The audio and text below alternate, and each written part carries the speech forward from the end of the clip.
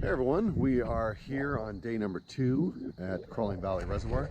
As you can see, it's slightly overcast, but actually not looking too bad. The wind is coming from behind us, so those clouds will push off, and looks like blue skies ahead for the most part. Yeah, a little bit cooler, which is nice. I was out on the water for, I don't know, 8 hours yesterday, so it ended up being a long day, and I'm hoping for just a fraction of that today. So we're not going to go nearly as far, but going to try and get a little more top water for you, and see if we can get a few more fish in the boat. So let's get after it, chasing the Kraken. Chasing the Kraken. Don't forget to like and subscribe. So, because I'm a sucker, and because this area just seems to be topwater central, let's start with the first couple casts of the day, trying to recreate that topwater love that we got to experience yesterday. There's just something about the sound of the whopper plopper that maybe it's just because it's different than how I ever fished as a kid or even as an adult. You know, we never fished topwater, never. It was a 5 of diamonds or a red devil. That was pretty much it. I don't remember using anything else. Definitely never used a Pella or a Meps. Never when I was a kid. But then again, it was a different world back then.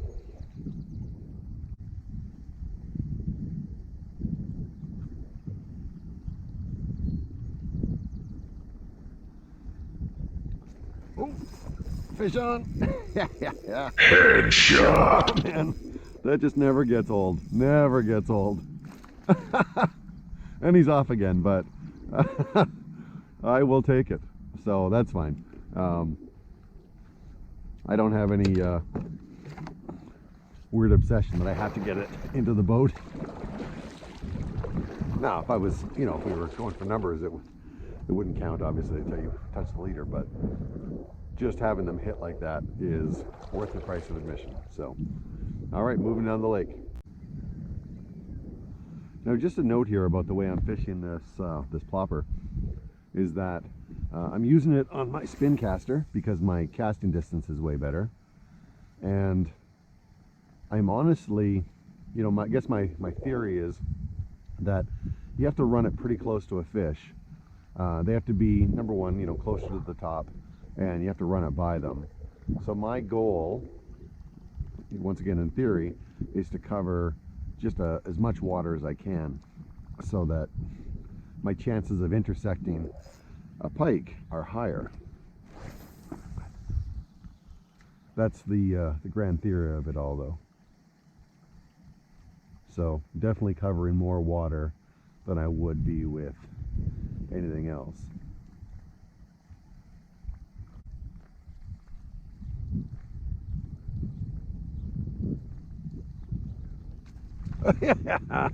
You bugger.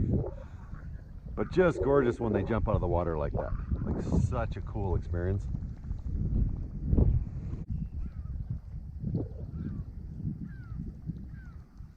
And I do want to slow down my retrieve a little bit. With the Berkeley Chopo. Oh, look at that. Right up next to the boat. Damn. With the Berkeley Chopo, you really have to yard it in pretty good to get the, that plopping sound. But I do need to slow down my retrieve, for sure.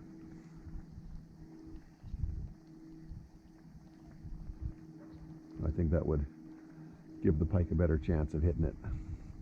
They are ambush predators, so, they're not going to waste a bunch of energy chasing this thing down halfway across the lake. I think they would much rather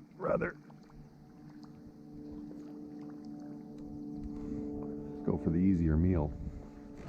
I was just saying to myself about fishing pressure is that, on your first day, you put a lot of pressure on yourself to bring in the numbers. You really want to, you want to get as many fish in the boat, show some, landing fish and that sort of thing. By the second day, especially on a 2-day like this, I'm so relaxed. I have no, I've already caught, 20 or 30 fish yesterday. I wasn't keeping track, but I've already caught the numbers. So I don't feel like I have to put up a certain amount to, you know, to entertain anybody. I can really relax and just enjoy the process of fishing. And that's gold. So I don't actually feel terrible about just staying, you know, fairly close to the launch today. My brother-in-law was telling me that his grandson caught a 7-pound pike in the marina just up here. It's not a big marina. So, you know, it's not always about location.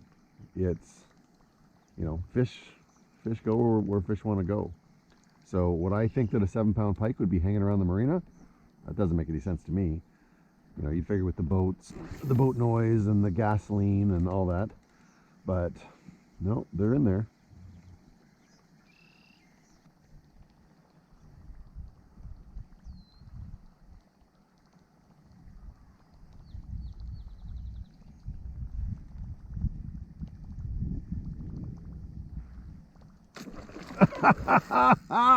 Beauty! Beauty! Killing spree. Ah, awesome, awesome. A little less drag. Oh, I love it. I love it. I love it. I love it. Thank you, Mr. Pike. And you're a decent piker. Look at that guy. He's got some bones on him. Look at this guy. Holy. Yeah, he's skinny. He's not skinny, but he's lean. Let's call him lean. Now, I don't know if he's done fighting, so I'm gonna let him have another run here, just so that he's not trying to kill me when he gets in the boat. Yeah, there he goes. He's almost out of gas. But what a beauty. What a beauty. Oh, I love the look on them when they fight like that, trying to get into the water. Like they're just muscular creatures.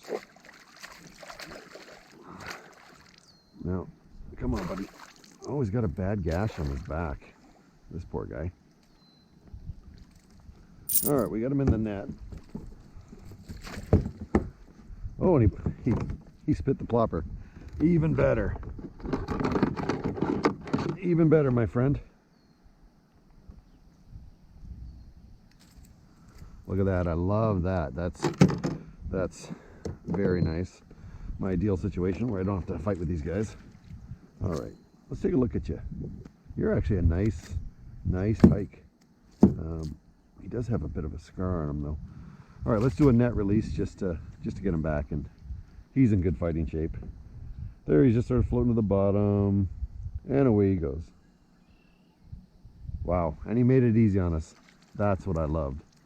And we got a nice close to the boat strike. Yep. Like a ton of bricks.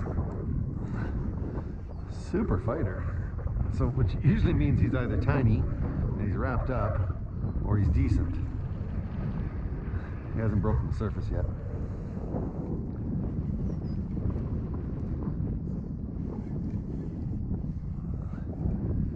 And he's medium sized and wrapped up. Unstoppable. Not a bad fish. But yeah, he is wrapped up pretty bad.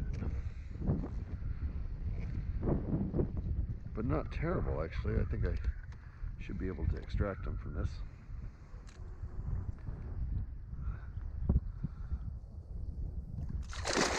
He's not a butthead.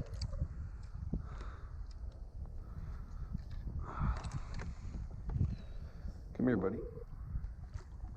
Yeah, he's all messed up.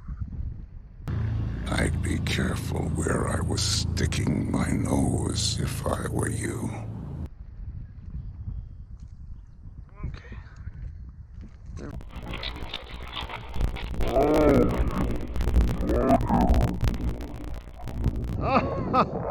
Oh, wasn't that nice of him? Look at that.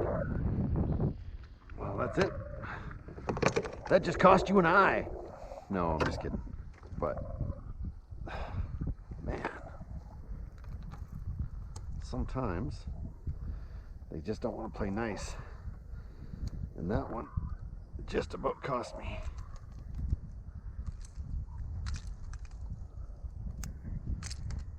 Oh, you bugger. All right, let's take a look at you. Alright, there's my hook still stuck in my wrist. Yeah, not a huge fish, but a costly one. There you go. Don't come back. Ever. Oh, butthead. Now, I think I need to buy a lottery ticket because this thing is not actually in my wrist unless I'm just numb to the pain. And I always squash my barbs, so that's nice. A little bit of barb left there, but I guess, wow, can you see that at all?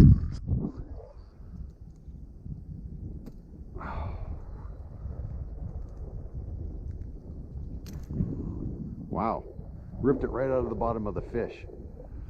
I can't remember where I got this lure. It might be an Amazon lure. But yeah, broke its tail right off. Because he's a jerk. Because he's a great big jerk.